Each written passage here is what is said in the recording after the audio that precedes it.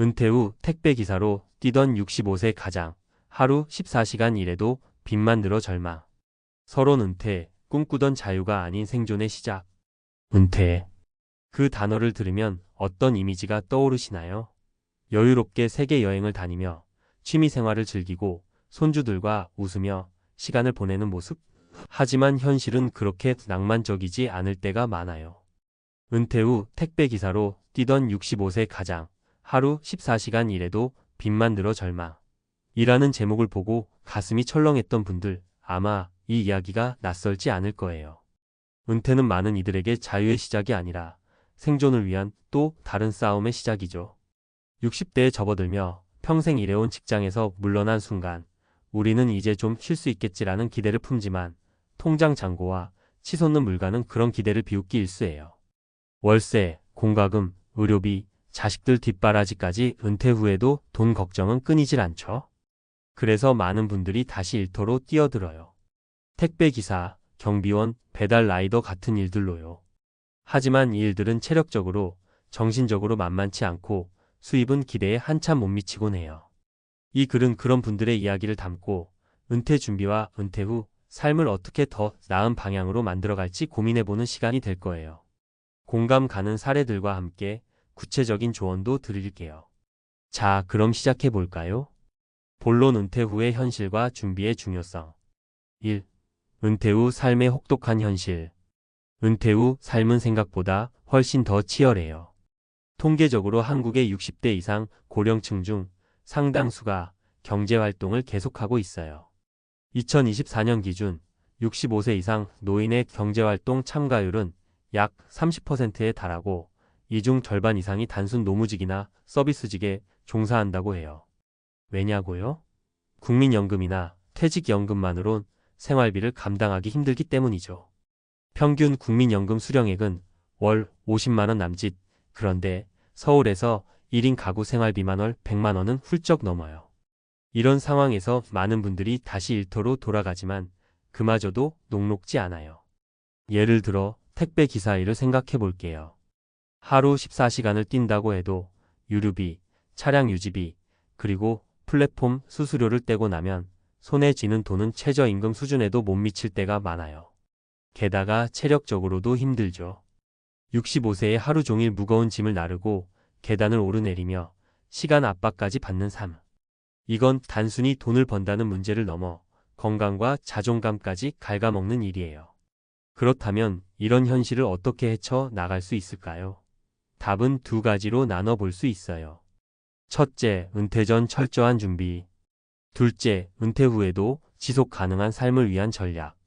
이 두 가지를 중심으로 실제 사례와 함께 이야기를 풀어볼게요. 2. 사례 1 택배기사 김영수 씨의 이야기. 김영수 가명 65세 씨는 30년간 중소기업에서 생산직으로 일하다 은퇴했어요. 퇴직금은 자녀들 결혼 자금과 빚 갚는 데 다 썼고 국민연금으로는 월 60만 원 정도를 받았죠. 생활비를 충당하려고 택배기사 일을 시작했는데 하루 14시간씩 일하며 200만 원 남짓을 벌었어요. 하지만 차량 렌트비, 기름값, 식대까지 빼고 나면 100만 원도 안 남더라고요. 게다가 무릎 통증이 심해지면서 일은 점점 더 힘들어졌죠. 김 씨가 가장 후회하는 건 은퇴 준비를 전혀 안 했다는 거예요. 젊을 때 돈을 모아야 한다는 말은 들었지만 당장 먹고 사는 게 급해서 저축은 꿈도 못 꿨죠. 결국 그는 택배 일을 그만두고 동네 경로당에서 무료 급식을 받으며 지내고 있어요. 김 씨의 이야기는 은퇴 준비가 얼마나 중요한지, 그리고 단순히 일하면 되겠지라는 생각이 얼마나 위험한지를 보여줘요. 김 씨 같은 분들에게 제가 드리고 싶은 조언은 늦었더라도 지금이라도 작은 것부터 시작하라는 거예요. 예를 들어 소액이라도 정기예금이나 ETF 같은 안정적인 투자 상품에 넣어보세요. 그리고 건강관리. 체력이 없으면 일 자체가 불가능해지니까 꾸준히 걷기나 스트레칭 같은 운동을 하시고 정기 건강검진도 놓치지 마세요. 3. 사례 이카페 아르바이트로 생계를 잇는 박미정 씨. 박미정 가명 62세 씨는 은퇴 전 사무직으로 일했어요. 남편과 이혼 후 홀로 자녀를 키우느라 저축은 거의 없었고 은퇴 후엔 생활비를 벌기 위해 동네 카페에서 아르바이트를 시작했죠. 처음엔 젊은 애들하고 일하며 활기차게 지낼 수 있겠지라는 기대가 있었지만 현실은 달랐어요. 하루 8시간 서서 일하고 손님들 컴플레인에 시달리며 월급은 120만 원 정도. 그마저도 집세와 공과금으로 다 나가고 남는 건 없었죠. 박 씨는 내가 이렇게까지 힘들게 살아야 하나라는 생각에 자주 우울해졌다고 해요. 하지만 그녀는 한 가지 변화를 줬어요. 카페 일을 하면서 커피 만드는 기술을 익혔고 주말엔 집에서 홈카페를 열어 커피와 디저트를 판매하기 시작했어요. SNS로 홍보하면서 조금씩 단골이 생겼고 지금은 카페 아르바이트보다 홈카페로 버는 돈이 더 많아졌어요. 박 씨의 사례는 은퇴 후에도 새로운 기술을 배우고 작은 기회를 활용하는 게 얼마나 중요한지 보여줘요. 그녀는 60대라고 다 끝난 게 아니에요. 뭔가를 시작하기엔 늦었지만 포기하기엔 일러요라고 말했죠. 이런 마음가짐이 은퇴 후 삶을 바꾸는 첫걸음이에요. 4. 사례 3 경비원에서 지역 봉사자로 변신한 이정훈 씨. 이정훈 가명 67세 씨는 대기업에서 25년간 근무하다 은퇴했어요. 퇴직금은 꽤 있었지만 자녀들 유학비와 사업 실패로 거의 다 날렸죠. 생활비를 벌기 위해 아파트 경비원 일을 시작했는데 월급 150만 원으로 생활하기엔 턱없이 부족했어요. 게다가 밤샘 근무와 주민들의 무시가 자존감을 갉아먹었죠. 내가 이 나이에 이렇게 살아야 하나라는 생각에 매일이 괴로웠다고 해요. 그러다 이 씨는 지역 봉사활동에 참여하면서 삶이 바뀌었어요. 동네 도서관에서 아이들에게 책 읽어주는 봉사를 시작했는데 그걸 계기로 지역 커뮤니티에서 강연 요청이 들어왔어요. 그는 자신의 직장 경험을 살려 은퇴를 앞둔 사람들에게 재무 관리와 은퇴 준비에 대해 강의하기 시작했죠. 지금은 강연료로 월 200만 원 정도를 벌고 무엇보다 사람들에게 존중받는 삶을 살고 있어요. 이 씨의 이야기는 은퇴 후에도 자신의 경험과 지식을 활용할 수 있는 기회가 많다는 걸 보여줘요. 경비원 일을 하면서도 그는 내가 할 수 있는 게 뭐가 있을까를 고민했고 그 결과 새로운 길을 찾았죠. 5. 은퇴 준비와 지속 가능한 삶을 위한 실질적 조언. 자, 이제 사례들을 통해 은퇴 후 삶의 현실을 봤으니 구체적인 준비 방법과 전략을 정리해 볼게요. 이건 20대든 50대든 심지어 이미 은퇴한 60대라도 실천할 수 있는 조언이에요. 5.1. 재무 준비 작게 꾸준히. 저축과 투자 월 10만 원이라도 정기예금, ETF, 연금보험 같은 안정적인 상품에 넣으세요. 복리의 힘은 시간이 갈수록 커져요. 부채 관리 은퇴 전엔 대출을 최대한 줄여야 해요. 특히 고금리 대출은 빨리 갚는 게 우선이에요. 비상금 최소 6개월치, 생활비는 현금으로 확보해 두세요.